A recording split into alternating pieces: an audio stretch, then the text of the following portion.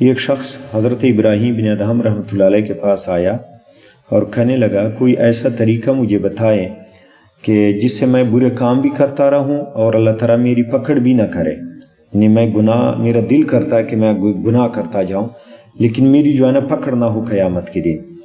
حضرت ابراہیم بن ادہم رحمۃ اللہ علیہ نے فرمایا 6 باتیں میں تجھے بتاتا ہوں، 6 نصیحتیں کرتا ہوں، وہ آپ قبول کر لے، اس کو غور سے سن لے، پھر جو چاہے کر لے، تیری گرفت نہیں ہوگی۔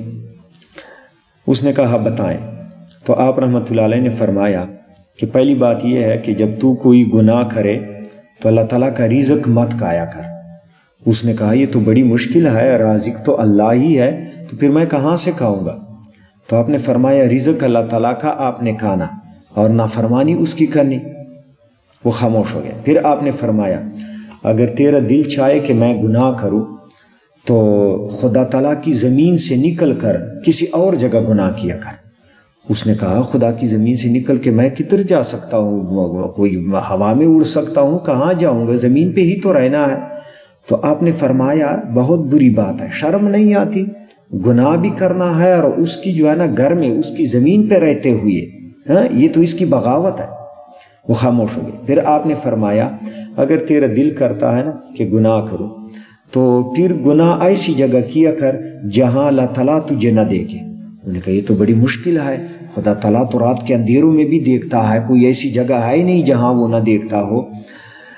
پھر وہ خاموش ہو گیا۔ آپ نے فرمایا پھر اگر تمہارا دل کرے گناہ کرنے کو، پھر جب مرتے وقت حضرت اسرائیل علیہ السلام آئے تو آپ نے اس کو روکنا ہے کہ میرا روح نہ نکالے، میرے قریب نہ آ جا۔ انہوں نے کہا یہ تو بڑی مشکل ہے، اسرائیل علیہ السلام کو کون روک سکتا ہے؟